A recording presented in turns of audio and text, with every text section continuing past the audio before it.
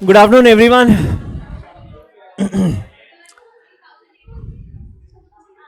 करते ना, इसके बारे में बात करते हैं। आएगा ना, भी एक टॉपिक में आ जाएगा, वो भी एक इसमें आ ही जाएगा। चलो जी, इधर ध्यान देना जरा। या अच्छा, अब सी दो इंडाइसेस जिसके बारे में पढ़ना है अपने को।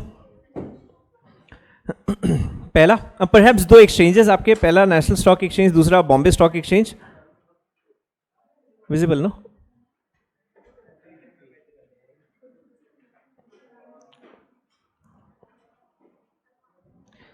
तो ये आपका एनएससी हो गया एक, दूसरा आपका बीएससी।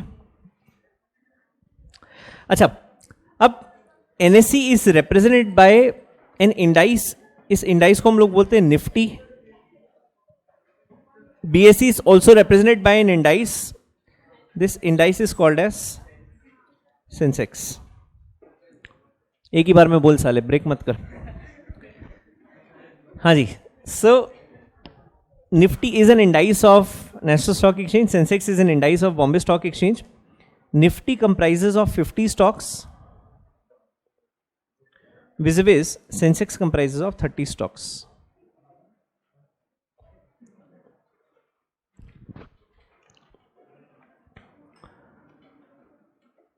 चलो, अब आज का जो मेन डिस्कशन है ना, इसका फंडामेंटल थॉट ये है कि जैसे आप बोलते हो कि सेंसेक्स बढ़ गया, सेंसेक्स गिर गया, या सेंसेक्स की वैल्यू 40,000 की, तो 40,000 क्यों है, मतलब वो पूरी फंक्शनिंग किस तरीके से काम करती है वो अपन लोग समझते हैं पहले।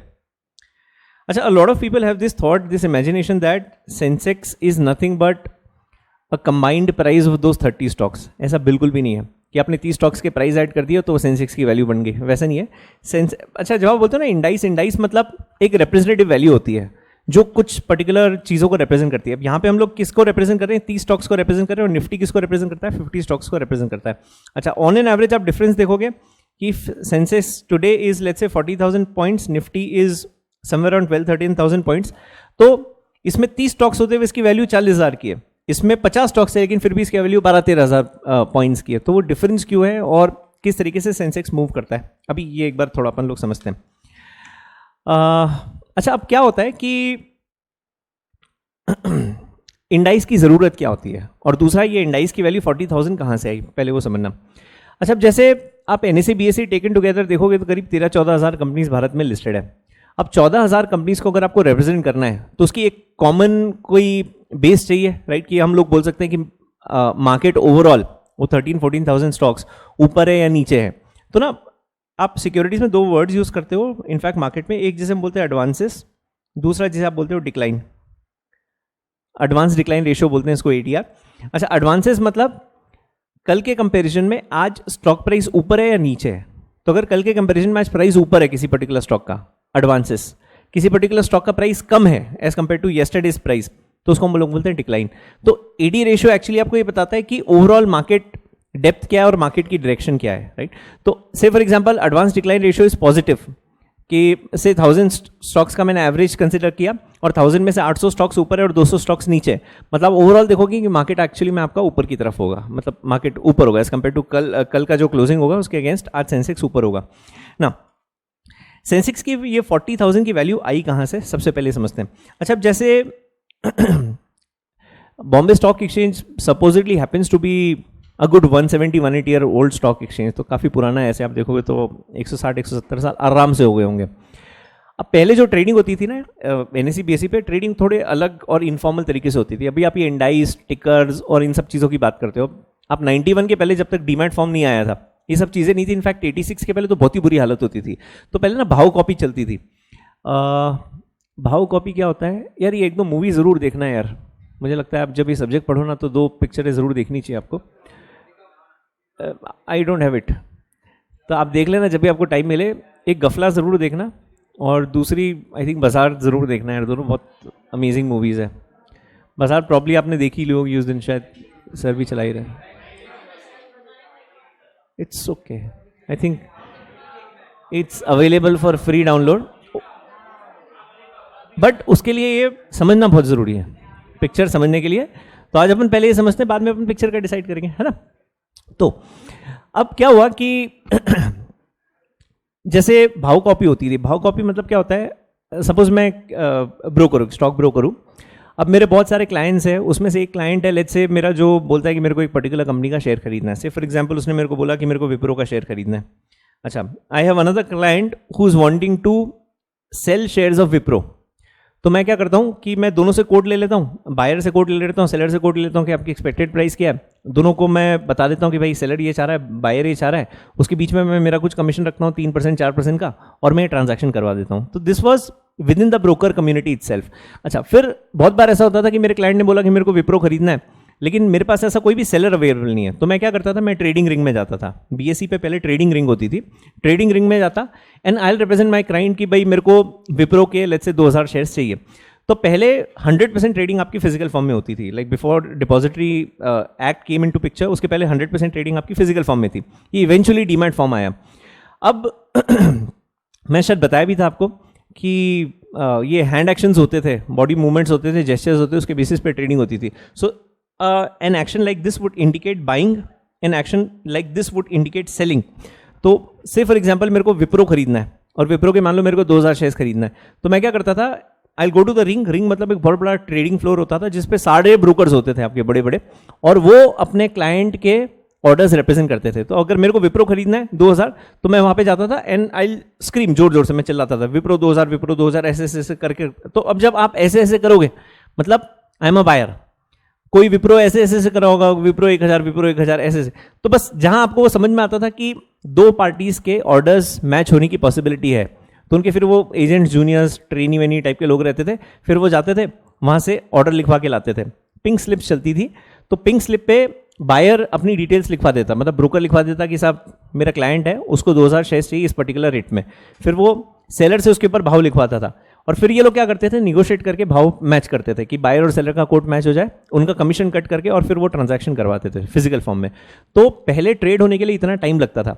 अच्छा, अभी आप जो ट्रेड करते हो it is very smooth, screen based है, पूरा के पूरा टर्मिनल बेस्ड है, मतलब आपको कुछ भी नहीं करना है, सिर्फ आपके ब्रोकर को फोन करके या फिर आप अपने मोबाइल एप्लीकेशन से भी कर सकते हो। खैर अब तो बस आपको ऑर्डर प्लेस करना है एंड ये ऑर्डर्स है इमीडिएटली एग्जीक्यूटेड, तो बिड प्राइस आ जाती है उसके अंदर। मैंने जब बायबैक आपको पढ़ाया था ना, तो मैंने बताया था बाय विंडो होती है, सेल विंडो होती है, उसमें बेस्ट बाय प्राइस और बेस्ट सेल प्राइस दिखता है, बाकी कोई भी प्राइस नहीं दिखता है, मतलब जिसके मैच होने की पॉसिबिलिटी सबसे ज्यादा होती है वो प्राइसेस आपको स्क्रीन पर दिखते हैं।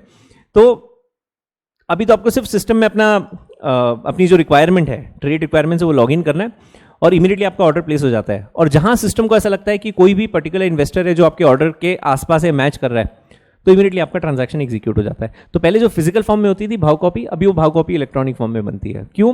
क्योंकि ऑर्डर मैचिंग मैकेनिज्म से आपके ट्रेड्स होते हैं, तो बाइंग सेलिंग अब कंपेरेटिवली बहुत आसान हो गई। बट पहले एक टाइम में ये सब एक्चुअली में टाइम भी बहुत लेता था और वो बायर सेलर ढूंढना पड़ता था आपको कि कोई विलिंग सेलर है कि नहीं। अभी मार्केट प्लेस आपने बना दिया तो बायर्स भी है इसमें, सेलर्स भी हैं, जहां ऑर्डर मैच होता है वहां इमीडिएटली ट्रेड हो जाता है, राइट। अच्छा, अब ये सेंसेक्स की 40,000 की वैल्यू आई कहां से, ये समझते हैं सबसे पहले। अच्छा, जब थोड़ा सा अपने यहाँ पे ट्रेड इंस्टीट्यूशनलाइज होने लगा और गवर्नमेंट को ऐसा लगा कि इसको हम लोग अब थोड़ा स्ट्रक्चर्ड फॉर्म में कर सकते हैं, तो इन्होंने क्या किया, इन द ईयर 86-87 एक इंडाइस स्टार्ट किया which came in the form of Sensex. So Sensex कहाँ से आया? Sensex came from sensitivity index. तो Sensex का अगर आप फुल फॉर्म देखते हो तो Sensex मतलब sensitivity index, तो बस वहाँ से इन्होंने वर्ड ड्राइव कर लिया Sensex। अब Sensex जब पहली बार स्टार्ट हुआ ना इन द ईयर 86, तो it started with a base of 100 points. अच्छा, अब जैसे मान लो कोई सिक्योरिटी जो वहाँ पर 25-50 साल से लिस्टेड है, कोई ऐसी सिक्योरिटी होगी जो 100 साल से लिस्टेड है, तो आपको क्या करना था, कभी ना कभी उसको स्टार्ट करना था। अब मैं उसकी हिस्टोरिक वैल्यू के बेसिस पे सेंसेक्स की वैल्यू आज आइडेंटिफाई नहीं कर सकता था क्योंकि बहुत ही वे कैलकुलेशन हो जाता। तो मैंने क्या अज्यूम किया, मैंने बोला कि आज तक जितना भी मार्केट डेवलप हुआ है, मैं अज्यूम कर रहा हूं कि उस मार्केट की आज की वैल्यू 100 पॉइंट्स है। आपने क्या अज्यूम किया कि पूरे ओवरऑल मार्केट की आज की वैल्यू कितनी है, 100 पॉइंट्स है, और इसके बाद अब जिस तरीके से प्राइस में मूवमेंट्स आएंगे उसके हिसाब से ये 100 पॉइंट्स की वैल्यू चेंज होती रहेगी, राइट। अच्छा, जब आप बोलते हो ना इंडाइस, इंडाइस मतलब कोई चीज जब इंडिकेट करता है उसको बोलते हैं इंडाइस।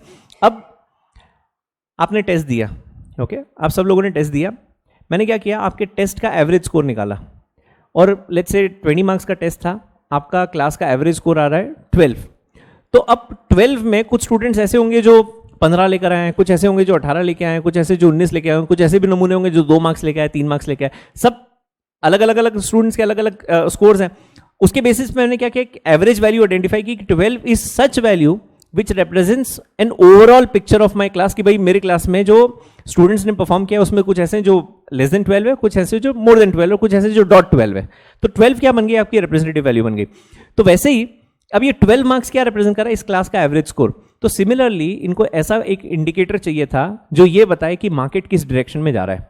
अच्छा, जब आप बोलते हो ना मार्केट ऊपर जा रहा है, ऊपर जा रहा है मतलब कितना ऊपर, 1 पॉइंट ऊपर गया, ये भी ऊपर है, 1000 पॉइंट ऊपर गया, ये भी ऊपर है, राइट। अच्छा, 10,000 ऊपर गया, ये भी ऊपर है। तो आप ये आइडेंटिफाई नहीं कर पा रहे हो कि कितना ऊपर गया। तो जब हम लोग बोलते हैं ना कि मार्केट इज अपसाइड और मार्केट इज डाउनसाइड, तो उसको रैशनली प्रेजेंट करना बहुत इंपॉर्टेंट था कि कितना अपसाइड या कितना डाउनसाइड एक्चुअली में मार्केट में है। तो जैसे मैथ में जब आप क्वेश्चंस करते थे, हम लोग अज्यूम करते थे ना कि x अज्यूम कर लिया आपने, वैल्यू जब पूछते थे हम लोग 100 अज्यूम कर लेते थे। तो सेम यहां पर भी इन्होंने क्या किया, सेंसेक्स की वैल्यू अज्यूम कर ली कि 100 है। कब, इन द ईयर 86। अच्छा, उसके बाद अब दो पॉसिबिलिटीज हो सकती थी, या तो मार्केट बढ़ेगा या कम होगा। जब मार्केट बढ़ेगा तो 100 की वैल्यू ऑटोमेटिकली बढ़ती रहेगी, जब मार्केट गिरेगा तो 100 की वैल्यू कम होती जाएगी। तो 86 का 100 आज जब 2019 में आप देखते हो, सो उसकी आज की वैल्यू 40,000 है। तो अगर मैं आपसे पूछूं कि 86 से 2019 तक, इन 33 सालों में, 33 इयर्स में सेंसेक्स कितना फोल्ड ग्रो हुआ, सो इट ग्रू 400 टाइम्स। 100 की चीज 40,000 की हो गई तो कितना टाइम्स बढ़ा, 400 टाइम्स बढ़ा, राइट। कि अगर किसी ने 86 में सेंसेक्स में 100 रुपए इन्वेस्ट किया होगा तो उसकी आज की प्रेजेंट वैल्यू 40,000 रुपए की हो गई, एंड मल्टीप्लाइड बाय जितना भी आपने अमाउंट इन्वेस्ट किया होगा। समझ में आ रहा है?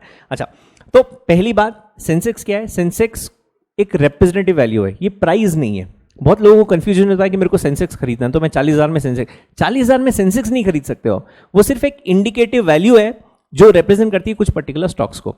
अच्छा, अब दूसरा क्वेश्चन ये आता है कि कितने स्टॉक्स को रिप्रेजेंट करना चाहिए, राइट। तो अब इन्होंने क्या किया, अब ओवरऑल जैसे आप लोग बोलते हो ना, हम लोग जब फाइनेंशियल मार्केट स्टार्ट में आपको मैं पढ़ा रहा था, मैंने आपको बताया था कि एक कंट्री के फाइनेंशियल मार्केट्स कितने स्ट्रांग है वो डिटरमिन करता है कि इकोनॉमी कैसी है आपकी।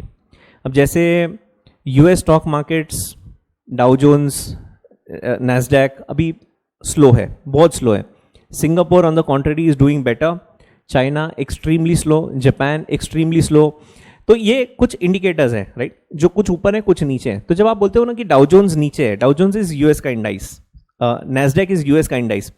तो जब आप बोलते हो ना डाउ जोन्स इज लो और maybe this thing Nasdaq is low, मतलब US markets are running low, overall US markets नीचे हैं, राइट।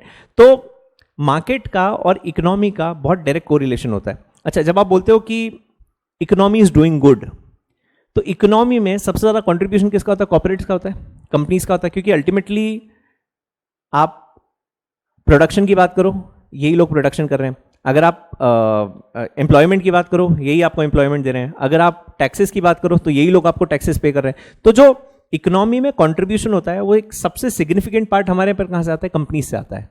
और कंपनीज मतलब यही आपकी जो टॉप नॉच कंपनीज है, उन्हीं से सबसे ज्यादा पैसा आता आपको आता है, राइट। तो इन्होंने क्या किया, जैसे जब मैं ये डिसाइड करूंगा कि सेंसेक्स को कौन रिप्रेजेंट करेगा, तो मैं क्या करूंगा, इंडिया के जितने भी कोर सेक्टर्स है, उन कोर सेक्टर्स की बेस्ट कंपनीज को निकाल के मैं इस बास्केट में डाल दूंगा। एग्जाम्पल से समझना। अच्छा, अपने आप पे आप ऐसे देख सकते हो ना, तो 16 कोर नॉन कोर सेक्टर्स हैं। अब जैसे to name a few, oil is one of the sectors, FMCG is one of the sectors, IT is there, फिर बैंक्स एंड फाइनेंशियल इंस्टीट्यूशंस, ये एक बहुत कोर सेक्टर है। उसके बाद आप मैन्युफैक्चरिंग देखते हो, तो ये ऐसे कुछ आपके कोर सेक्टर्स हैं। तो India that way is a combination of 16 core and non core sectors, ये आपके कुछ मेजर सेक्टर्स हैं अपने आप। अच्छा, अब मैं क्या करता हूँ, मैंने इन जितने भी सेक्टर्स हैं ना, इन सभी सेक्टर्स को मैंने एक वैल्यू दे दी 100 की। समझना, वो बास्केट कैसे बनता है वो बता रहा हूँ आपको। इनको मैंने क्या किया, एक टोटल वैल्यू दे दी 100 की। अच्छा, अब मैं आपसे पूछता हूँ कि 100 में से अगर सभी इन 5, अच्छा अपना अजम्पशन ये है कि 16 सेक्टर्स नहीं, कितने सेक्टर्स हैं, 5। तो मैंने क्या किया, इन पूरे 5 सेक्टर्स को 100 रुपए की वैल्यू दे दी, ये 100 पॉइंट्स की वैल्यू दे दी। अब मैं ये पूछ रहा हूं कि 100 में से ऑयल का कंट्रीब्यूशन कितना है, या एफएमसीजी का कंट्रीब्यूशन कितना है, या बैंकिंग का कंट्रीब्यूशन कितना है। तो लेट्स से मैंने रैंडम नंबर लिख दिया, ऑयल का कंट्रीब्यूशन इससे 15%, FMCG का कंट्रीब्यूशन इज 10, ये मैं ऐसे ही लिख रहा हूँ, नॉर्मली लिख रहा हूँ, इसका कंट्रीब्यूशन इज 10। IT का contribution is again let's say 10। आप बैंकिंग की बात करते हो इसलिए बैंकिंग का कंट्रीब्यूशन इज 30, कितना हो गया 50 60 70, और मैन्युफैक्चरिंग का contribution is again let's say 30। तो आपने क्या किया, इसको हो गया ना, कुछ गलत हो गया, और 5 कम करूं बढ़ाऊं, बढ़ा दूं, ठीक है। हाँ, तो आपने क्या किया, सेक्टर्स को वे किया, सबको एक टोटल पॉइंट स्कोर दे दिया कि 100 है, और उसके बेसिस पे मैंने ये पूछा कि हर पर्टिकुलर सेक्टर का इस 100 में कंट्रीब्यूशन कितना है। यहां तक कोई कंफ्यूजन हो तो बताओ, बिकॉज इसके आगे अब जो भी बोलूंगा ये नहीं समझेगा अगर ये नहीं समझा तो। 5 क्या है, टोटल कितना वेट दिया 100 का, और 100 में से आपने हर सेक्टर का कंट्रीब्यूशन इंडियन इकोनॉमी में कितना है वो आपने आइडेंटिफाई किया, ठीक है ना। अब दूसरी स्टेप में क्या करूंगा, इस सेक्टर की जो बेस्ट कंपनी है वो मैं आइडेंटिफाई करके इस बास्केट में डाल दूंगा। पहले आपने सेक्टर आइडेंटिफाई किया, फिर अब आप क्या कर रहे हो, उस सेक्टर की बेस्ट कंपनी आप आइडेंटिफाई कर रहे हो। अब मन में एक सवाल ये आता है कि बेस्ट कंपनी कौन सी है, वो कैसे आइडेंटिफाई करूं, मतलब कुछ तो पैरामीटर होना चाहिए ना कि बेस्ट कंपनी है, कि कोई गवर्नेंस के टर्म्स में बहुत अच्छी है, कोई कैपिटलाइजेशन के टर्म्स में बहुत अच्छी होगी, किसी में वोलेटिलिटी बहुत होगी। तो ऐसे कौन से फैक्टर्स होते हैं जिसके बेसिस पे आप ये आइडेंटिफाई करते हो कि वो अच्छी है या बुरी है, या फिर सबसे अच्छी कौन सी है, वो भी समझते हैं अपन लोग। अच्छा, अब आपने क्या किया, जैसे मान लीजिए ऑयल में भारत में बेस्ट कंपनी अगर आप ऐसे देखते हो तो RIL, तो आपने रिलायंस इंडस्ट्रीज लिख दिया। फिर FMCG का है, FMCG का वेट कितना है 10, तो आपने लेट्स से इस सेक्टर की जो 2 बेस्ट कंपनीज है, एक आपने ITC लिख दिया, एक आपने HUL लिख दिया। फिर IT की बात आई तो IT में आपने लेट्स से TCS लिख दिया और इन्फी लिख दिया। अच्छा, उसके बाद फिर बैंकिंग की बात आ गई, तो बैंकिंग में से आपने मेन जो आपकी से SBI हो गई, उसके बाद आपकी ICICI हो गई, HDFC हो गई, तो जो मेन बैंक्स थी उसका आपने नाम लिख दिया। अच्छा, फिर मैन्युफैक्चरिंग में सारी की सारी कंपनीज आ गई आपकी, लेट्स से हीरो मोटोकॉर्प आपने लिख दिया। उसके बाद एक आध मेटल से लिख लो, तो से फॉर एग्जांपल आपने स्टरलाइट लिख दिया।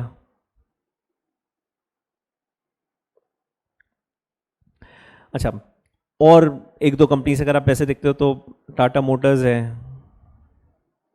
तो आपने क्या किया, ऐसे रैंडम बेसिस पे कुछ कंपनीज आइडेंटिफाई की। अच्छा, अब ये जो कंपनीज मैंने यहां पे लिखी है ना, ये टोटल कितनी कंपनीज है 30।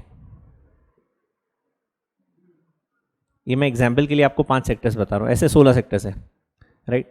और रैंडम बेसिस पे मैंने नंबर्स लिखे। अभी मैं आपको ना ये सब चीज़ें बताता हूँ, ऐप पे भी बताता हूँ। मनी कंट्रोल है क्या आपके फ़ोन में, है ना, हाँ, तो इस पर भी बताता हूँ।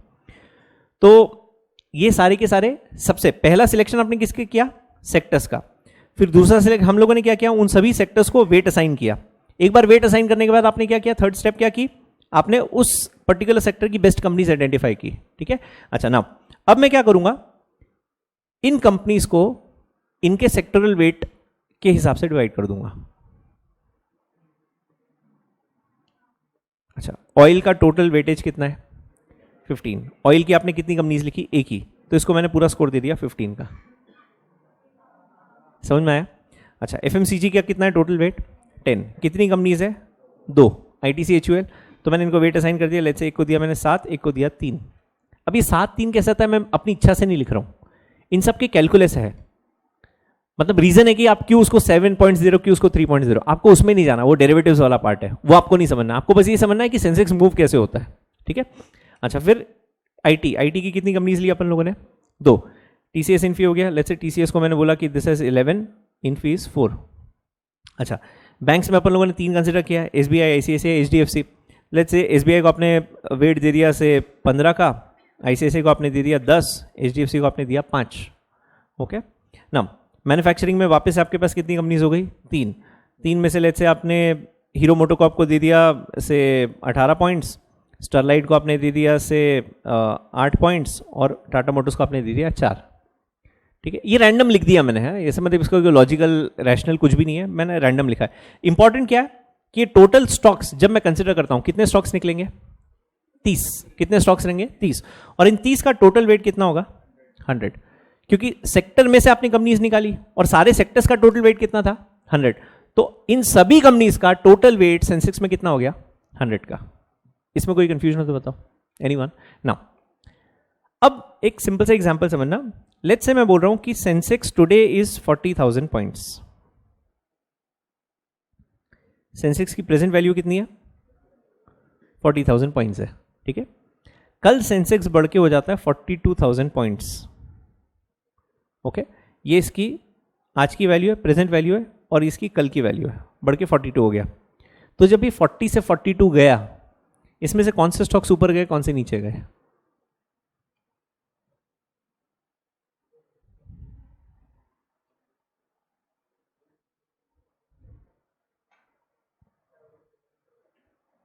हम्म, 40 से 42 गया, कौन से स्टॉक्स ऊपर है, कौन से स्टॉक्स नीचे? हाँ, ये मतलब अच्छे से समझना, इसके बाद कभी जीवन में डाउट नहीं आएगा कि सेंसेक्स ऊपर नीचे क्यों होता है। नो, हाँ हाँ, मतलब इतना सोच क्यों रहे हो ऐसे? आप बता ही नहीं पाओगे कौन सा स्टॉक ऊपर गया, भगवान जाने क्या सोच रहे होती है इधर से। अच्छा, अब सुनना रैशनली, अब मैं एग्जांपल से आपको समझा रहा हूँ, बिल्कुल परफेक्ट एकदम बैठ जाएगा। अच्छा, इसमें हेवी वेट्स कौन से? RIL हो गया, ये कौन सा है भाई? TCS हो गया, SBI हो गया, है ना? हेवी वेट दिख रहे हैं सारे के सारे। अच्छा, टोटल स्टॉक्स कितने हैं? ये 30। टोटल कितने? 30। हम लोगों ने कम लिखे हैं इसमें, but total stocks otherwise Sensex में कितने? 30, है ना। अब सुनना, 15, 11, 15, मतलब कि 41 और 18, 59। तो अब इसमें से क्या हो गया? 4 स्टॉक्स ऐसे जिसका टोटल वेट कितना है? 59, है ना। और बाकी के 26 स्टॉक्स ऐसे हैं जिनका वेट मिलाकर सबका है 41। समझा नहीं समझा? ये 4 स्टॉक्स आपने लिए, इन सबका वेट देखा, कितना आ रहा है? 59। और बाकी मैं एग्जाम्पल के लिए लिख रहा हूं, ये यहां पे मैंने 30 स्टॉक्स नहीं लिखे हैं। आप मत बोलना कि ये आपने 26 क्यों लिखा है यहां पे। 26 मेरा प्रिजम्पशन है कि टोटल कितने स्टॉक्स है? 30। आप हो ना साथ में, है ना? ऐसे क्यों देख रहे हो? हाँ, तो ये 26 का मिलाकर टोटल वेट कितना है? 41। इसकी वजह से पूरे 30 स्टॉक्स का वेट कितना हो गया?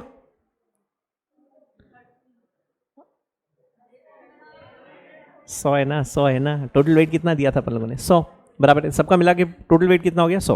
अच्छा, अब सुनना, अगर 26 स्टॉक्स नीचे है और 4 स्टॉक्स ऊपर है, तो सेंसेक्स किस डायरेक्शन में मूव करेगा? ऊपर जाएगा, नीचे आएगा? 26 स्टॉक्स नीचे है, 4 स्टॉक्स ऊपर है, तो सेंसेक्स ऊपर जाएगा, नीचे आएगा?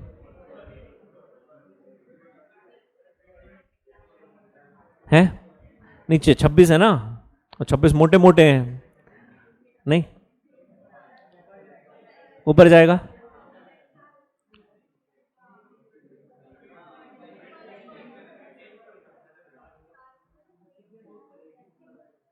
कितने से? ये 4 स्टॉक्स लिखे ना, ये अपने, ये जो हेवी वेट्स हैं सर्कल किए हुए, ये 4 स्टॉक्स ऊपर हैं और 26 नीचे हैं। वेट लिखा ना सर, ये 59।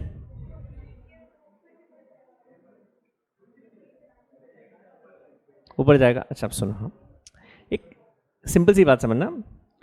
अब जैसे ये 4 स्टॉक्स जो है ना, एकदम विजय टाइप के हैं। You seen Vijay? You can make a perfect circle of him, है ना। तो ये 4 स्टॉक्स जो है ना, विजय टाइप के हैं। और ये जो बाकी के 26 स्टॉक्स हैं ना, ये बालिका जैसे हैं, 100-100 ग्राम के, है ना। They may be very large in number, but उनका वेट देखा है आपने, कम है। ये नंबर भले ही कम है, लेकिन वेट देखा है इसका आपने, विशाल है एकदम।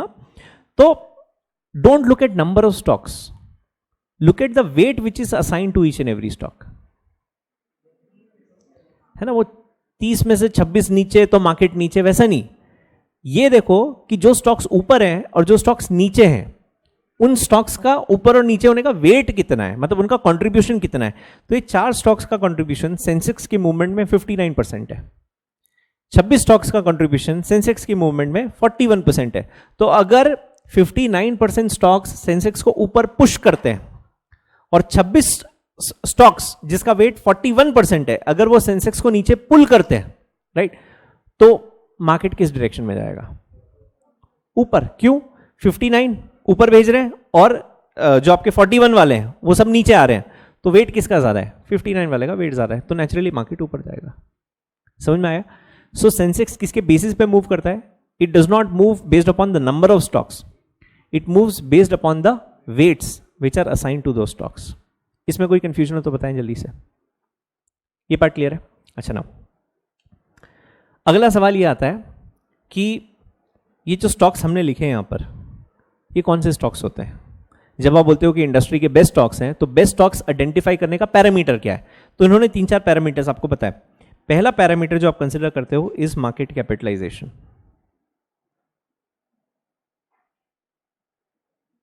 फर्स्ट क्या कंसिडर करोगे? Market cap. What is market cap? उस कंपनी की ओवरऑल वैल्यू. कैसे आइडेंटिफाई करते हो? जितने भी शेयर्स कंपनी ने इशू किए मल्टीप्लाइड बाय उसकी करंट मार्केट प्राइस, ये उससे मार्केट कैपिटलाइजेशन. अच्छा, market capitalisation changes every second. True false? Market capitalisation changes every second. True और फॉल्स? हाँ, प्राइस अगर हर सेकंड चल रहा है तो मार्केट कैपिटलाइजेशन बदलेगा ही ना. ऑब्वियसली नंबर ऑफ शेयर्स नहीं बदल रहे, लेकिन प्राइस तो बदलता ही है. तो पहला पैरामीटर क्या? Market cap. मार्केट कैप ज़्यादा है तो उसके आने के चांसेस ज़्यादा है. दूसरा, वोलेटिलिटी.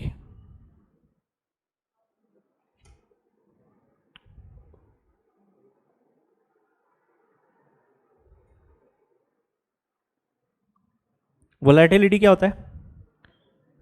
जो हम लोग प्राइस फ्लक्चुएशंस बोलते हैं ना, जिसको उसको बोलते हैं वोलेटिलिटी, सेंसिटिविटी.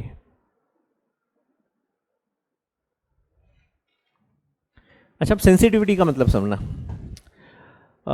अगेन ये नेचर ऑफ स्टॉक पे डिपेंड करता है. जैसे हाँ, सूरज सर अपने उसको ना भयंकर टिकल होता है, तो यू टच हिम हियर, ऐसे करना बस इतना, तो 5 सेकंड तक घूमता रहेगा गोल गोल गोल गोल. हाँ, तो अच्छा, आप दूसरा विजय को देखना, हाँ, हरीश को देखना, आप इनको ऐसे करके भी टच करोगे ना तो इनको फील ही नहीं होता है कुछ, कि इतना कुछ है ना कि उनको समझ में ही नहीं आता कि हमारी स्किन टच भी हुई है. तब जब विजय को ऐसे करोगे ना, I never do it to him, right. वो एक तो बलवान है, पहलवान है, आप उसकी हालत देखना कैसी है. आप उसको गलती से भी कहीं ऐसा कुछ कर दो ना, वो उठा के ऐसा दबोचता है ना, एंड इज हैवी. मतलब यू कांट, आप उसका वेट एक पॉइंट के बाद आप बर्दाश्त ही नहीं कर पाओगे. तो हम लोग कभी भी ऐसे वो मारपीट भी करते हैं ना ऐसे, no one touches him, no one even dares to touch him. क्यों? आप जितना आपस में जितना खेलना हो, जैसे हरीश का एक अच्छा पॉइंट क्या है, आप मार के भाग जाओ, वो कभी आपके पीछे नहीं आएगा, क्योंकि यू नो एक पॉइंट के बाद वो भाग ही नहीं सकता.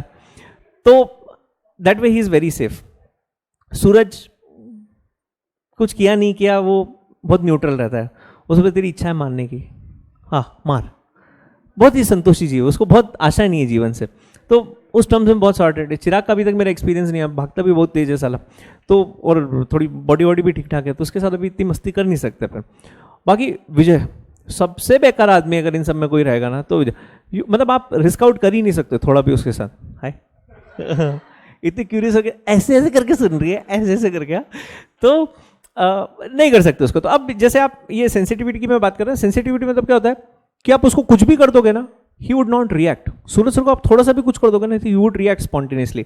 अभी जैसे क्लास में कुछ लोग होते हैं ना, एक ऐसे बहुत बेशरम लोग होते हैं, और दूसरा जिनको ऐसा थोड़ा बुरा लगता है कि मैंने किसी को झाड़ दिया, एकदम से उठाकर चिल्ला दिया भयंकर, जैसे ही चिल्लाया ना, रोना धोना चालू, बिल्कुल चूड़िया वोड़िया तोड़ ली, हाय मैं विधवा हो गई. तो वो एक स्टेज रहती है, ये एक स्टूडेंट की मतलब रिएक्शन रहता है. अच्छा, दूसरा कुछ इतने ढीठ रहते हैं ना, आपने उनको चिल्ला दिया, ओके, एक आध टिका दिया, ओके, वी डोंट केयर. तो ये दूसरा एक और टाइप ऑफ स्टूडेंट. तब इसमें आप डिफरेंस देखना, एक की ना सेंसिटिविटी बहुत ज़्यादा है, दूसरी की नहीं है. तो ऐसे ही ना स्टॉक्स होते हैं आपके, कुछ स्टॉक्स ऐसे होते हैं ना कि उनको इतनी सी न्यूज़ लगती है, इतनी सी भी न्यूज़ इतना भागते हैं एक ही बार में. अच्छा, कुछ ऐसे स्टॉक्स होते हैं इतनी बड़ी न्यूज़ आ गई, like it's okay, they don't care, they don't want to move also. तो ना अग्रेसिव स्टॉक्स होते हैं, डिफेंसिव स्टॉक्स होते हैं. तो सेकंड फैक्टर जो आप कंसिडर करते हो ना, वोलेटिलिटी, कि न्यूज़ आते से ही इस स्टॉक में कितना प्राइस रिएक्शन आ सकता है, उसको बोलते हैं वोलेटिलिटी. समझ? जैसे कल मैं आपको वो कुछ एग्जांपल्स बता रहा था ना, इंडिया बुल्स, टाइटन, ये ऐसे स्टॉक्स है ना, इनमें बस ऐसा हल्का सा कुछ पता चलना चाहिए. मतलब इंडिया बुल्स के बारे में इतनी भी नहीं हुई, mister Banga is meeting the finance minister, 20% ऊपर. कुछ क्या हुआ, किस पर्पज से मिला, वी डोंट नो. क्या होने वाले से कंपनी को कोई फायदा, वी डोंट केयर. अच्छा, एजेंडा क्या है भगवान जाने, भागता है बस, ऐसी कोई न्यूज आनी चाहिए और एकदम से स्टॉक भागता है, कोई रीजन नहीं। अच्छा, ऊपर भी भागेगा नीचे भी भागेगा, हल्की सी गलती से एक न्यूज आ गई, the quarterly results of India bulls financial services are bad as compare to the last quarter, 20% नीचे, इमीडिएट। अब क्या कारण है, क्या फंडामेंटल है, किसी को मालूम नहीं, बस रिएक्ट करता है भयंकर तरीके से। अच्छा, कुछ ऐसे स्टॉक्स हैं जैसे एनटीपीसी, पावर ग्रिड, ये इतने मरे हुए स्टॉक्स है ना। आप किसका, वो गेल का बता रहे थे ना, सब सेम कैटेगरी है सर ये। गेल मैंने कभी गैमन लिया, कभी गैमन इंडिया, ये कुछ स्टॉक्स आप देखना, एनटीपीसी भाप में, मतलब जैसे बोलते हैं ना कि एक विवेकानंद का पेशेंस था और उसके बाद दूसरा ऐसा विवेकानंद टाइप का पेशेंस किसी में देखा ना, तो वो एनटीपीसी के स्टॉक में डजंट मूव। सेंसेक्स जब लास्ट टाइम ब्रेक हुआ तो मैं आपको बता ना, 20,000 का फॉल सीधे के सीधे 7,500 8,000 पॉइंट पे आके थमा, 20,000 का सेंसेक्स 8,000 पे आ गया। एनटीपीसी 208 210 रुपए पे था, मेरे पास होल्डिंग थी एनटीपीसी, और अकेला ऐसा स्टॉक था जो टूटा नहीं था, इसलिए मेरे को हमेशा याद रहता है 208 रुपए पे स्टॉक। सेंसेक्स कहां से कहां आ गया आप सोच रहे हो, मतलब 20,000 पॉइंट से 8,000 पॉइंट पे आ गया। NTPC 180 rupees, it doesn't want to move. अच्छा, बाकी स्टॉक्स आप देखोगे, अगर मेरे पास कोई ऐसा स्टॉक है ना जिसके, एनडीटीवी जैसे, एनडीटीवी अपनी बाइंग थी 350 रुपए कुछ की बाइंग, 360 रुपीज ऐसी कुछ बाइंग थी मेरी, 15 रुपए 20 रुपए ऐसे ऐसे प्राइजेस आ गए। हाँ, रियल एस्टेट तो आप सोच भी नहीं सकते, मतलब इतनी तबाही मची होगी रियल एस्टेट में। तो बड़े बड़े स्टॉक्स, डीएलएफ 1500-1600 की अपनी बाइंग थी, 180 रुपीज 200 रुपीज, तो इस तरीके का फॉल आया। 1500 रुपए का स्टॉक 200 रुपए का हो गया। एनटीपीसी नहीं हिलना हमको, 208 रुपए का 180 रुपए, डिफेंसिव, एकदम सुपर डिफेंसिव स्टॉक। तो ये वोलेटिलिटी की जो हम लोग बात कर रहे थे ना, कि न्यूज आ जाए ना तो भी उसको कुछ फर्क नहीं पड़ता है, तो इस तरीके से। सेकंड फैक्टर क्या है, वोलेटिलिटी, मतलब कितना चांसेस हैं उसके एक पर्टिकुलर न्यूज के आने पर रिएक्ट करने का। अच्छा, स्टॉक्स जितने स्टेबल होते हैं इतने अच्छे होते हैं। जहां पर ऐसा है कि बहुत वोलेटिलिटी है ना, investors are always at risk, तो एक्सचेंज भी यही चाहता है कि स्टॉक्स मूवमेंट जरूर दिखाए लेकिन एक रेंज बाउंड हो, मतलब एकदम से बहुत ऊपर ना जाए, एकदम से बहुत नीचे ना है। और इट हैपेंस यार, you actually get a shock. अभी जैसे येस बैंक के केस में यही हुआ, मैं प्राइस नहीं देखता रोज रोज रोज रोज, मतलब मेरे को चिढ़ आती है बहुत साला, रोज प्राइस देखो ऊपर नीचे होता है ना, अपने को दिल दुखता है साला। और कभी कभी अच्छा बढ़ जाए तो अपने को खुशी भी बहुत देखता ही नहीं हो। अभी कभी ये लोग ऐसा कुछ बता देते हैं स्टॉक इतना हो गया इतना हो गया, तो मेरे को एकदम से शॉक लगता है साला इतने का हो गया। अब येस बैंक के केस में यही हुआ, मेरे दिमाग में ये था कि यार टूटेगा गिरेगा ये बात तय है, लेकिन 180 200 का प्राइस ब्रैकेट नहीं तोड़ेगा। 240 230 मेरे सामने आया।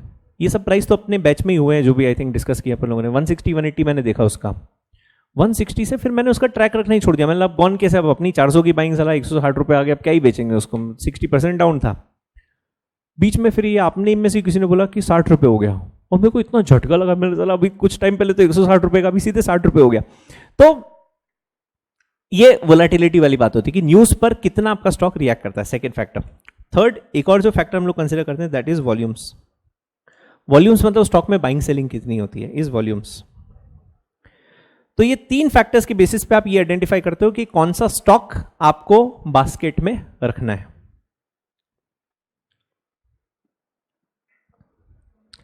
मार्केट कैप ज्यादा होना चाहिए, वोलेटिलिटी कम होनी चाहिए, वॉल्यूम्स ज्यादा होनी चाहिए।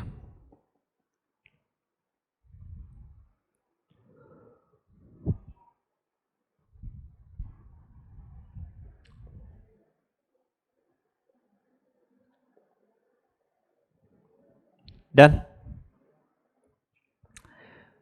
यहां तो कोई कंफ्यूजन हो तो बताओ जल्दी से, ये समझ में आ रहा है?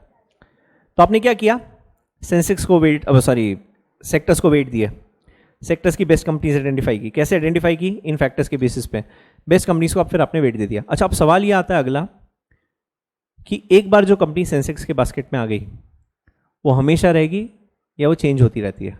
डेफिनेटली चेंज होगी। तो जिस तरीके से मार्केट चेंज होता है, डायनामिक्स चेंज होते हैं, ओवरऑल वेट चेंज होता है, उसके हिसाब से ये स्टॉक्स बदलते रहते हैं, राइट। बट एक मोटा मोटी व्यू अगर आप लेते हो तो आप ये समझना कि जो वैल्यू आपने 86 में 100 पॉइंट्स सेंसेक्स से स्टार्ट की थी वो वैल्यू आज की 40,000 पॉइंट्स की है, ठीक है ना। ये सेंसेक्स की बात हुई। अब निफ्टी, जैसे सेंसेक्स में कितने स्टॉक्स है, 30, और 30 स्टॉक्स का टोटल वेट हम लोगों ने 100 दिया था, और 100 की आज की वैल्यू कितनी हो गई, 40,000 हो गई। वैसे ही निफ्टी अगर आप देखते हो तो निफ्टी 50 स्टॉक्स को रिप्रेजेंट करता है, लेकिन वैल्यू कम है। वो इसलिए कम है क्योंकि Nifty started after Sensex started. Nifty 93 में स्टार्ट हुआ, 92 93 में स्टार्ट हुआ। तो जब निफ्टी 92 93 में स्टार्ट हुआ, इट स्टार्टेड विथ 100 पॉइंट्स। तो जब निफ्टी 100 पे था तब Sensex has already achieved some value, कि 86 का सेंसेक्स 92 93 में 4000 पॉइंट्स हो गया। और तब उस वक्त जब निफ्टी स्टार्ट हुआ तो 4000 पॉइंट से नहीं स्टार्ट हुआ था, वो 100 से स्टार्ट हुआ था। इसलिए आप हमेशा वो डिफरेंस निफ्टी और सेंसेक्स का देखोगे और जीवन भर रहेगा। क्यों? जिस प्रपोर्शन में निफ्टी बढ़ता है उसी प्रपोर्शन में आपका सेंसेक्स बढ़ता है, राइट। तो सेम डायरेक्शन में ये ऊपर नीचे जाते रहते हैं। बस डिफरेंस ये कि 50 स्टॉक्स को रिप्रेजेंट करता है। यहां तक कोई कंफ्यूजन हो तो पहले बताओ जल्दी से। जितना भी भाषण दिया इसमें कोई डाउट हो, एनीवन?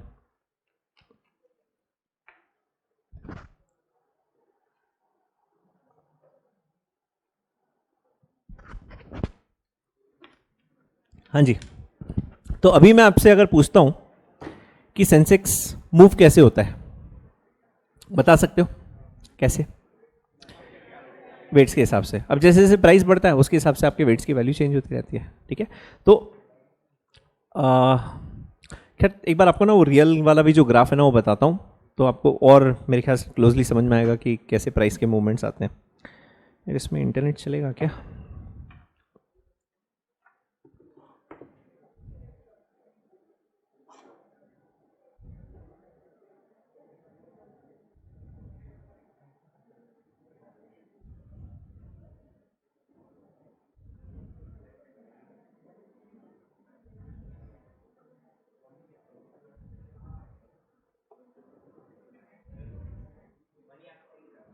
हाँ जी, मनी कंट्रोल। देख इसमें अगर खुल गया तो इसमें से ही बताता हूँ तुमको।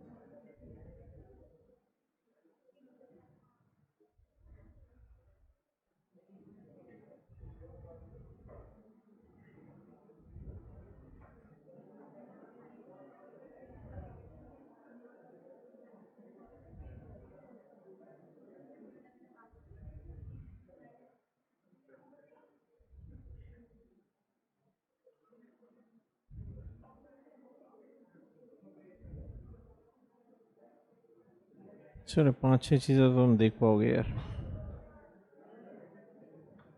परफेक्ट है।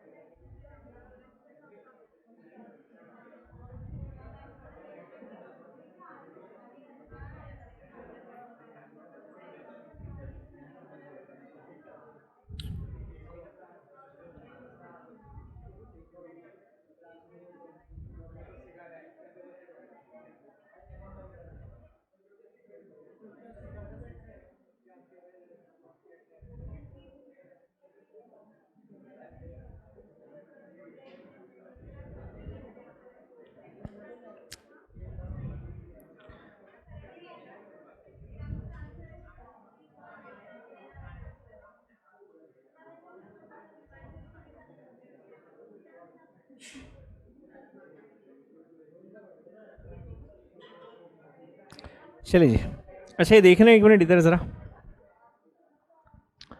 या तो ये आपका S N P Standard and Poor. तो ये ना पूरे आपके जो सेंसेक्स के स्टॉक्स हैं उसका कॉम्पोजिशन है। अब ये देखना ज़रा, ये कंपनी का नाम और उसकी इंडस्ट्री यहाँ पर आपको बताई हुई है। So this is Asian paints which is into paints, axis bank which is a bank, Bajaj auto which is into 2 and 3 wheels, Bajaj finance which is this thing in NBFC, मतलब इट्स अ फाइनेंशियल इंस्टीट्यूशन, भारतीय Airtel. अब ये कुछ नाम तो आपने majority सुने होंगे ऑलरेडी। तो ना ये पूरे वो जो 30 स्टॉक्स की हम लोग बात कर रहे हैं ना, ये सारे के सारे आपके वो 30 स्टॉक्स हैं। इसमें यार एक इंटरेस्टिंग वाला जो आप देखना होना, कहाँ गया यार, लुक एट दिस यार, मतलब this is one interesting thing. ये रिलायंस है, Reliance is Reliance industries. RIL का this is the market price 1308. 12.15 is the value change, कितने से बड़ा गिरा है. 0.94 इज परसेंटेज चेंज, और ये उसका मार्केट कैपिटलाइजेशन है. So this is like 8,29,000 crores is the present value. मतलब 8.29 ट्रिलियन की कंपनी है आज की डेट में. 8,30,000 करोड़. तो ये सेंसेक्स के आप ऐसे देखते हो ना. अच्छा, फिर उसके बाद कमिंग नेक्स्ट ये इसका देखना, TCS का देखना. TCS is 7,70,000 crores. तो ये मतलब आज आपको अगर 100% TCS खरीदना है तो you will and up paying 7,70,000 crore. 7,70,000 crore is 77 followed by 4 और 7 11 zeros. तो ये इनकी वैल्यू है. क्या ही खरीदोगे अब. 25-50 स्टॉक्स खरीद के खुश होते रहने का यार. TCS मैंने साला जब पहली बार TCS खरीदा ना, इट वॉज 4,000 रुपीज़. तो मैंने उसके 2 शेयर्स खरीदे थे. फिर स्प्लिट हुआ, बोनस आया, प्राइस कम हुआ, फिर शेयर्स खरीदे. तो आई थिंक अक्यूमुलेट करते करते मेरे ख्याल से आज 150 कुछ TCS होंगे प्रॉब्ली मेरे पास. पोस्ट बोनस, पोस्ट स्प्लिट सब, वो उसका 4,000 के पॉइंट से मत कैलकुलेट करना. मतलब आई थिंक टोटल कुछ 150 शेयर्स रहेंगे, 150-200 के बीच में रहेंगे. इन्फी काफ़ी अच्छे हो गए थे. इन्फी यार बीच में मैंने बहुत खरीदे थे, बाद में वापस बेच दिया. इन्फी एक टाइम पे अच्छे हो गए थे यार, 500 इन्फोसिस हो गए थे. फिर in between I sold 230-40 shares ऐसे कुछ बेचे, तो कुछ 250 इन्फोसिस शायद रखे होंगे. बट ये अच्छे अच्छे जो बड़े बड़े स्टॉक्स हैं ना, वो एक डिसेंट नंबर में है. बट इनकी हिस्टोरिक वैल्यू आप देखना यार, मतलब एक पर्टिकुलर पॉइंट पे भगवान जाने कहाँ थे, लेकिन आज इनकी वैल्यू आप देखते हो ना तो अमेजिंग है यार. सब मल्टीफोल्ड है. ये साला मारुति सुजुकी ऐसा पिट गया ना, ये तो इंडस्ट्री पूरी बैंड बज गई, 2 wheeler 4 wheeler. Otherwise Maruti Suzuki इतना बढ़िया स्टॉक था ना, 10-11 हज़ार रुपये जाके आया हुआ है, साला वापस से 6,500-7 हज़ार के बीच में आ गया. तो ये वो इंडाइस जो मैं आपको बात कर रहा था ना. अब जैसे आप ये देखते हो अभी इसमें तो क्या आज कौन सा डे है यार, वही सोचो साला मूवमेंट क्यों नहीं दिख रहा है इसमें. मार्केट ही बंद है. तो ये स्नैपशॉट देख रहे हो. हाँ, S&P standard and poor. Standard and poor is मतलब जो इंडाइस का कॉन्सेप्ट है ना, that actually came from S&P. तो S&P is a credit rating agency which is there in US. That's the largest rating agency in the world. S&P सिर्फ companies को या stocks को रेट नहीं करती, it rates countries and economies. तो जैसे आप बहुत बार न्यूज में पेपर में पढ़ते हो ना कि S&P has downgraded India's rating from से मीडियम टू लो. तो उन्होंने इंडियन इकोनॉमी को रेट किया है कि it's not a good idea to invest in Indian markets. तो दे रेट इकोनॉमीज, मतलब कंपनीज तो उनके लिए बहुत छोटा सेगमेंट हो गया. क्रिसिल है इंडिया में, क्रिसिल की जो holding company that is Standard and Poor. तो CRISIL is an Indian arm of S&P. इसमें और एक तो चीज़ें आपको बतानी है. हाँ, निफ्टी का सेम है, जो इधर 30 है उधर निफ्टी में 50 है. अच्छा एक की मिनट है, ये 1 मिनट थोड़ा बहुत देख लेना यार. हाँ जी यार, वो कैपिटल के बेसिस पे होता है, large cap, mid cap, small cap, वो भी पढ़ाता हूँ, वो भी है आपको सारी चीज़ें. और इसमें ध्यान रखने वाला क्या है, बस ठीक है यार. बाकी तो ये कभी टाइम मिले तो देखना, आप थोड़ा पढ़ोगे तो आपको समझ में आएगा एक्चुअली. मैं मतलब अभी तो बताऊंगा तो मैं 4 घंटे निकल जाएंगे तो भी खत्म नहीं होगा. अच्छा यार, ये एक वर्ड बहुत इंपॉर्टेंट है, ये एक समझना, फ्री फ्लोट. ये एक्चुअली एक और फैक्टर है, आपको आगे एक चैप्टर में आएगा, अभी ICTR में आएगा फ्री फ्लोट. सुनना जरा फ्री फ्लोट क्या होता है. अब जैसे जो आप बोलते हो ना कि कौन कौन से फैक्टर्स हम लोग कंसिडर करते हैं, उसमें फ्री फ्लोट भी एक बहुत मेजर फैक्टर होता है. बस मैं इसके बारे में थोड़ा आप ICTR के साथ समझाता हूँ आपको. अभी 1 मिनट शॉर्ट में सुन लो. जैसे मान लीजिए कोई कंपनी है जिसमें प्रमोटर होल्डिंग इज 60%, पब्लिक की होल्डिंग इज 40%, है ना. अब प्रमोटर्स कभी अपने शेयर्स बेचेंगे नहीं, क्यों, नहीं, कंट्रोल चला जाता है. तो 60% शेयर्स ब्लॉक हो गए, बराबर है. पब्लिक के पास कितने, 40. उस 40 में से ये मानना कि करीब 10% शेयर्स ऐसे हैं जो LIC, GIC, ICICI बैंक, फिर से स्टैंड चार्ट है, बहुत बड़े बड़े FIIs हैं या DIIs हैं, इनके पास है. तो ये 10% स्टॉक्स ऐसे हैं जो अल्ट्रा लॉन्ग टर्म इन्वेस्टर्स के पास हैं, हु नॉर्मली डोंट सेल. तो हम लोग क्या करते हैं, ये जितने भी ऐसे अल्ट्रा लॉन्ग टर्म इन्वेस्टर्स होते हैं ना, इसको भी हम लोग ब्लॉक लिस्ट में डाल देते हैं कि ये शेयर्स नॉर्मली मार्केट में नहीं आएंगे, तो 10% वो कम कर देना। 60 प्रमोटर के गए, 10 लॉन्ग टर्म इन्वेस्टर्स के गए, 5% कंपनी की सिक्योरिटीज ऐसी है जिसमें मान लो डिस्प्यूट चल रहा है, कोई लीगल केस वगैरह चल रहा है, या आउटसाइड इंडिया के शेयर होल्डर्स है, पता ही नहीं कि उनकी होल्डिंग किसके पास है, 5% वैसे, तो 60 पहले गया, 10 और गया 70, और 5 और ये डिस्प्यूट वाली सिक्योरिटीज गई 75। तो हम लोग बोलते हैं फ्री फ्लोट 25 का है। फ्री फ्लोट मतलब वो शेयर्स जो मार्केट में बहुत रेडीली अवेलेबल हैं, जिसमें बहुत ज़्यादा ट्रेडिंग होती है। अच्छा, जितना बड़ा फ्री फ्लोट इतनी ज़्यादा वोलेटिलिटी, क्योंकि 25% शेयर्स मार्केट में, मतलब उसके 25% शेयर्स में ट्रेडिंग होती है, 75 में तो ट्रेडिंग ही नहीं होती है। अगर फ्री फ्लोट बड़ा है तो और ज़्यादा आपको प्राइस मूवमेंट दिखेगा, क्योंकि ज़्यादा शेयर्स मार्केट में बाइंग सेलिंग के लिए होते हैं, तो फ्री फ्लोट होता है। आगे पढ़ेंगे खैर और डिटेल में, बस और तो क्या बताऊँ आपको इसमें, ठीक है। तो ये इंडाइस होता है ना, ये जैसे जो भी हम लोग बात कर रहे थे ना 30 स्टॉक्स, तो ये पूरे के पूरे वो 30 स्टॉक्स का सब कुछ दिया हुआ है। अब आप एक बार ये ऐप देखोगे ना, इसमें आपको और स्मूथली समझ में आएगा। इसमें तो खैर बहुत सारी चीज़ें रहती है ना, तो when you look at the mobile application, उसमें आप सेंसेक्स पे हिट करना, मनी कंट्रोल सेंसेक्स पे हिट करना, उसमें अभी ओपन कर सकते हो क्या? ओपन करो, बताता हूँ कहाँ पे आपको ना स्पेसिफिकली वेट समझेगा। अरे बेचारे वीडियो वाले यार, आप लोग भी मनी कंट्रोल की ऐप डाउनलोड कर लेना और जैसे जैसे बोल रहा हूँ वैसे करते जाना प्लीज़ यार, है ना यार, मैं भूल जाता हूँ कभी कभी। और सिर्फ मनी कंट्रोल की ऐप डाउनलोड ओपन करना, बाकी कुछ नहीं खोलना अपने को। अभी chat, yes baby I am coming baby, sir बहुत बका रहे हैं, नॉनसेंस।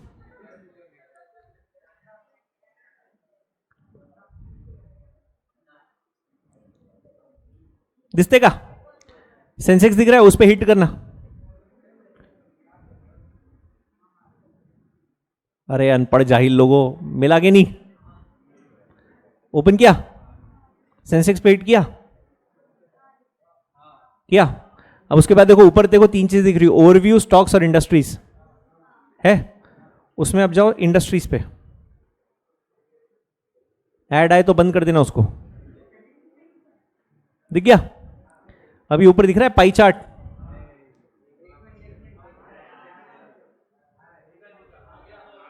है? ये वो सारे सेक्टर्स हैं और ये उन सबका वेट है। दिख रहा है क्या? तो अब जैसे बैंकिंग फाइनेंस का वेट कितना दिख रहा है आपको? 34.84, है ना? अब अगर आपको ये आइडेंटिफाई करना है कि इस बैंकिंग फाइनेंस सेक्टर की कौन सी कंपनीज है, तो बीच में वो स्टॉक्स दिख रहा है क्या? स्टॉक्स, उस पे जाओ, ये वो पूरे 30 स्टॉक्स हैं।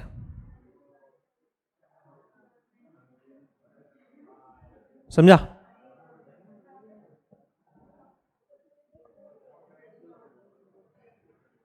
मेरा तो चल रहा है भाई चकाचक, हाँ? अरे भिखारी लोगों, समझा? तो ये वो सारे सेक्टर्स और उनका वेट दिया हुआ है। अब इन सब का टोटल करोगे तो 100 आ जाएगा।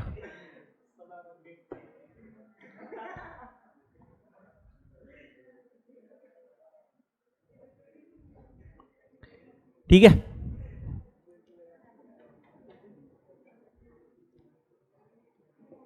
अच्छा, अभी ऐप में और कुछ ढूंढने की जरूरत नहीं है अपने को, बाकी आप घर जाके ढूंढना आराम से। जो मेरे को दिखाना था मैंने दिखा दिया। अब मेरे को देखो वापस से, चलो इधर देखो, फटाफट फटाफट।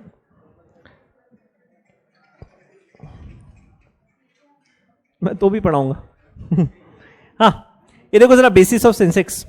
ये अभी तक जितनी कहानी सुनाई ना वो सब यहां पे लिखा हुआ है।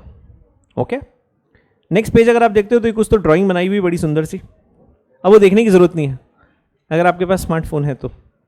उसके बाद देखो नेक्स्ट, निफ्टी दिख रहा है? बोलो ना, दिख रहा है? निफ्टी किसका इंडाइस है? एनएससी का। उसमें कितने स्टॉक्स है? अच्छा, वो टीवी में आपने नीचे ऐसे लाइन दिखी होगी एक बार, बहुत फास्ट फास्ट चलता रहता है, जो हमने कभी समझ में नहीं आया कि क्या है, तो उसको ना टिकर बोलते हैं। टिकर क्या बोलते हैं? टिकर। ऐसी एक टिकर एनएससी और बीएससी की बिल्डिंग के बाहर है। बीएससी की बिल्डिंग के बाहर ना ऐसा राउंड टिकर है बड़ा सा, आपने कभी वो टीवी में देखा हो ना, ऐसे वैसे प्राइस ऐसे ऐसे यू शेप में घूमते रहते हैं। और एनएससी में जो टिकर है दैट इज अप्रोर, अप डाउन वाला है। तो एनएससी का इट्स अ वेरी ब्यूटीफुल टिकर। सो जैसे अगर मार्केट मान लो अभी Nifty is 11,000 points, market open हुआ और 15 मिनट के बाद 11,200 हो गई, तो टिकर ऊपर जाता है, मतलब प्राइजेस चलते रहते हैं उसमें, प्राइस ऊपर जाते रहते हैं। और जब मार्केट नीचे आ गया कि 10,500 हो गई निफ्टी, तो वो पूरा टिकर नीचे आता रहता है, तो इट इंडिकेट्स दैट मार्केट ऊपर है या नीचे है, उसको टिकर बोलते हैं।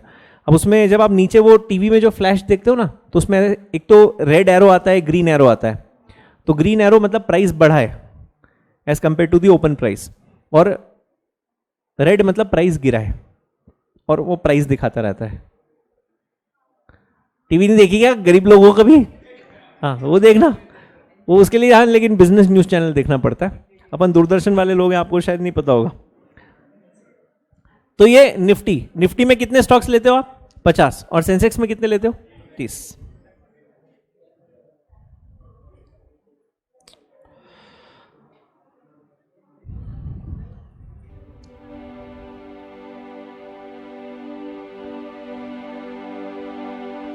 डन। बाकी कल सर्विलेंस खत्म करते हैं, चैप्टर खत्म। बहुत बहुत धन्यवाद।